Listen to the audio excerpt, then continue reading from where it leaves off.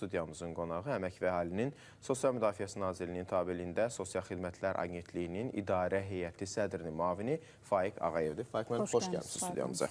Xoş gördük, hər vaxtınız xeyir. Faiq müəllim, müharibə ilə əlaqədar əlilliyi olan şəxslərin və şəhid ailələrinin mənzil təminatı daim diqqət mərkəzindədir, biz bunu bilirik. Bugünədək nə qədər şəxs evlə təmin edilib? İlk olaraq buna başlayaq. İlk olaraq bugün qeyd etdiyimiz kimi 20 yanvar faciəsinin 36-cı il dönümünü qeyd edirik və bugün şəhidlərimizin hər birinin xatirəsini ehtiramla yad edirik. Allah bütün şəhidlərimizə rəhmət eləsin. Və ölkə prezidenti Cənab İlham Əliyevin və ölkəmizin birinci vitse-prezidenti Mehriban xanım Əliyevanın hər zaman şəhid ailələrinə və müharibə əlillərinə xüsusi diqqət qayğısı var və bu qayğı nəticəsində dövlət qurumları qarşısında, o cümlədən Əmək və Əhalinin Sosial Müdafiəsi Nazirliyi qarşısında mühüm tapşırıqlar verilmişdir. Bu tapşırıqlardan biri də qeyd etdiyimiz kimi şəhid ailələrinə və müharibə əlillərinə mənzillərin və fərdi evlərin verilməsidir. Bu proqram son illər 5 dəfədən çox genişlənmişdir. Post-müharibə dövründə 7000-dən çox mənzil və fərdi ev şəhid ailələrinə və müharibə əlillərinə verilmişdir. Bu post-müharibə dövründə. Ümumilikdə isə 16.000-dən çox mənzil və fərdi ev bu kateqoriyada olan imtiyazlı şəxslərə bugünə kimi verilmişdir və bu proses davamlı olaraq həyata keçirilir. Ümumiyyətlə, bəs bölgələrdə bu proses necə icra olunur? Bölgələrdə əvvəlki illərdə imtiyazlı şəxslər üçün fərdi evlər tikilirdi. Artıq bu proses dəyişdirilərək həmin ərazidə yeni tikilmiş binalardan mənzillər alınır və həmin şəxslərə təqdim edilir. Artıq həm Bakıda, paytaxtda, həm də regionlarda bu proses paralel olaraq bu cür davam etdirilir. Faiq müəllim, əlilliyi olan şəxslərin avtomobillə təminatından istəyərdim danışaq. Bu proses növbəsi necə müəyyənləşdirir? Biz də media olaraq daim işıqlandırıq məsələ. Bu vaxta qədər həmçinin neçə şəxs avtomobillə təmin olunub və növbəti illərdə hansı işlərin görülməsi planlaşdırılır istərdik bu iki sual arasında? Əlilliyi olan şəxslər dedikdə müharibə və 20 yanvar hadisələri, ha belə Çernobil AES-də hərbi xidmətlə əlaqədə əlilliyi olan şəxslər Əmək və Əhalinin Sosial Müdafiəsi Nazirliyi tərəfindən minik avtomobillə təmin olunur. Bu minik avtomobil reabilitasiya vasitəsi kimi həmin şəxslərə təmin olunur. Həmin şəxslərə tibbi göndəriş olduqda müvafiq komissiya tərəfindən qiymətləndirilir və ona minik avtomobil reabilitasiya vasitəsi kimi zərurət varsa həmin şəxslərə minik avtomobili verilir. Post-müharibə dövründə 567 şəxsə minik avtomobili təqdim edilmişdir. Ümumilikdə götürsək isə 7700 imtiyazlı şəxsə avtomobil təqdim olunub. Və bu proses demək olar ki, yekunlaşmaq üzrədir. Çox az sayda şəxs qalıb ki, onlar da bu il minik avtomobillə təmin olunacaq və demək olar ki, ehtiyacı olan bütün şəxslər minik avtomobillə təminatı yekunlaşır. Bəs qaynar xəttimizə belə bir müraciət var. 2013-cü ildə alınıb, 2003-cü ildə avtomobil alınıb və yararsız vəziyyətə düşüb. Belə olan halda ümumiyyətlə bu cür situasiyalarda avtomobilin yenidən verilməsi məsələsi ola bilərmi?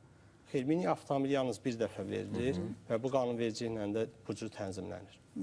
20 yanvar şəhid ailələri üçün nəzərdə tutulmuş sosial yardım və mənzil proqramları hazırda hansı mərhələdə istərdi, o barədə də danışardınız? Ümumiyyətlə qeyd etdiyimiz kimi şəhid ailələri və müharibə əlilləri ilə bağlı sosial dəstək proqramları genişdir və bu proqramların əsası da ümumi liderimiz Heydər Əliyev tərəfindən qoyulmuşdur və ona görə də biz həm mənzil, həm maşınla bağlı imtiyazlı şəxslərə verilən sayı dedikdə ötən dövrü ümumi götürürük və bu dövr ümumi lider Heydər Əliyev tərəfindən bu siyasət başlanmışdır. 20 yanvar şəhidi fəxri adı da ümumi lider Heydər Əliyev tərəfindən təsis olunmuşdur və o dövrdə müvafiq dövlət qurumları qarşısında 20 yanvar şəhid ailələrinə və 20 yanvar hadisələri zamanı əlilliyi olan şəxslərə dövlət qayğısının göstərilməsi mühüm bir tapşırıq kimi qoyulmuşdur.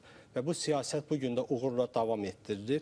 Ötən dövrdə 20 yanvar şəhid ailələrinə 143 mənzil verilmişdir və 20 yanvarla əlaqədə əlilliyi olan şəxslərə 100-ədək avtomobil təqdim olunmuşdur.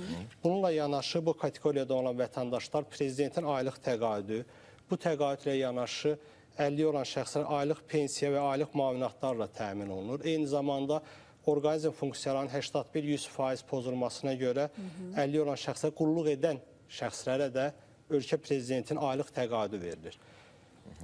Və bildiyiniz kimi hər il sosial sahəyə ayrılan diqqət, qayğı ayrılan vəsait artır və 2025-ci ildə icra olunan növbəti sosial islahat paketi çərçivəsində şəhid ailələri üçün prezident təqaüdü, aylıq təqaüd 700 manata qalxmışdır. Eyni zamanda 20 yanvar hadisələrlə əlaqədar əlilliyi olan şəxslər üçün prezidentin aylıq təqaüdü orqanizm funksiyasının pozulmasına görə dəyişir. 81-100% pozulmaya görə 600 manat, 61-80% pozulmaya görə 500 manat, 31-60% pozulmaya görə isə 400 manata çatdırılmışdır. Bununla yanaşı, əlilliyi olan şəxslər üçün müavinat da müvafiq olaraq 300 manata, 250 manata və 180 manata çatdırılıb. Yəni, dərəcəyə uyğun olaraq, pozulma faizinə uyğun olaraq. Həmçinin əlilliyi olan şəxslərə qulluq edən şəxslərə, hansı ki 81-100% pozulmaya görə əlilliyi olan şəxsə qulluq edən şəxslərə ölkə prezidentinin təqaüdü vardır ki, bu da artırılaraq 120 manat müəyyən olunmuşdur. Son 7 ilə nəzər yetirsək, son 7 il ərzində qeyd etdiyim kimi 5 sosial islahat paketi həyata keçirilmişdir ölkə başçısının tapşırığı ilə və bunun nəticəsində prezidentin aylıq təqaüdü 20 yanvar şəhidlərin ailə üzvlərinin 2,3 dəfə artmışdır. 20 yanvar hadisələri əlilliyi olan şəxsləri münasibətdə 3,5 dəfə artmışdır. Eyni zamanda qeyd etdiyim kimi orqanizm funksiyanın 81-100% pozulması ilə əlaqədə əlilliyi olan şəxslər qulluq edənlərə münasibətdə isə 2,4 dəfə artmışdır. Və əlilliyi olan şəxslərə münasibətdə müavinatlar 4,6 dəfə artmışdır.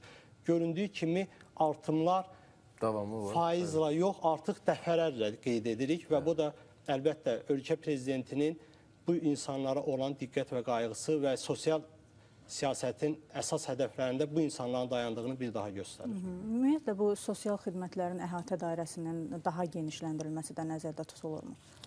Əlbəttə, sosial xidmətlər insanlara, həssas əhali qruplarına göstərilən xidmətlərdir və insanlar həyat davam etdikcə bu xidmətlər göstərilməklə yanaşı həm şəbəkəsinin genişləndirilməsi, eyni zamanda keyfiyyətin də yüksəldilməsi nəzərdə tutulur. Bu xidmətlərdən biri elə mövzu ilə bağlı qeyd edə bilərik ki, şəhid ailələri, vətən müharibəsi əlilləri, əlilliyi olan digər şəxslər daxil olmaqla yalnız 2025-ci ildə 1620 imtiyazlı şəxs sanatoriya kurort putyovkaları ilə təmin olunmuşdur.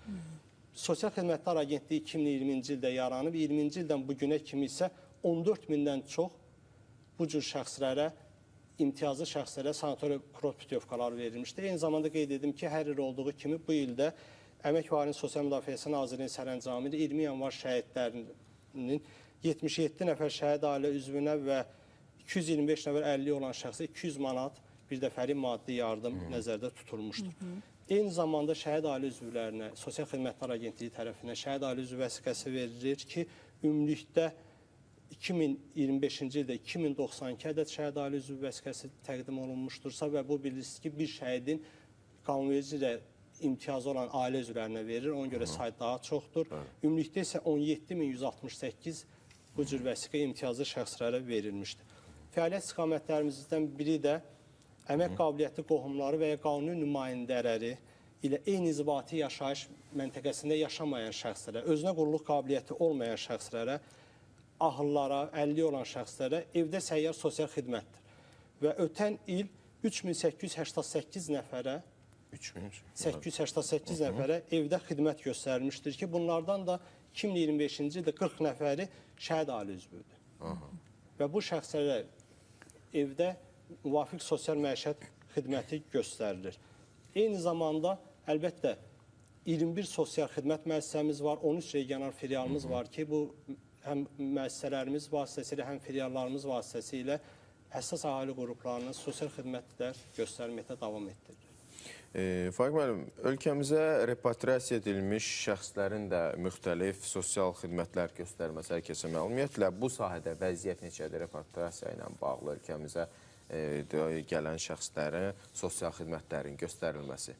İstərdik ondan da danışasınız. Bildiyiniz kimi, xarici ölkələrdə münaqişə qurbanı olmuş, eyni zamanda Azərbaycan Respublikasının tərəfdar çıxdığı beynəlxalq sazişlər çərçivəsində readmissiya və repatriasiya edilmiş şəxslər ölkəmizə gətirilir və müvafiq qurumlar tərəfindən ölkəmizə gətirildikdən sonra bu prosesdə Sosial Xidmətlər Agentliyi də iştirak edir. Onlara ilkin olaraq sosial-psixoloji qiymətləndirilməsi aparılır, sığınacaq da yerləşdirilir və davamlı olaraq həmin şəxsləri işləyirik. 2025-ci ildə Suriya Ərəb Respublikasından və Rusiya Federasiyası və Fələstinə 37 vətəndaşımız ölkəyə gətirilmişdir. Həmin şəxslərlə də qeyd etdiyim sosial-psixoloji iş aparılmışdır və bu iş davamlı olaraq həyata keçirilir. Ümumilikdə götürsək isə il ərzində ölkəyə gətirilmiş əvvəlki illərdən də ölkəyə gətirmiş 255 nəfərlə biz davamlı bu sahədə iş aparırıq. Onların müvafiq sənədlərin düzəldilməsi, təhsilə adaptasiyası uşaqların, müəyyən tibbi məsələləri varsa onlara dəstək olmaqla onların cəmiyyətə tam inteqrasiyasının təmin olunmasına dəstək göstərir və bu proses davamlı olaraq nəzarətdə həyata keçirilir. Təşəkkür edirəm Çox sağ olun, Faiq müəllim, Fərman. studiyamıza Təşəkkür gəlib Təşəkkür edirəm. suallarımıza cavablandırdınız.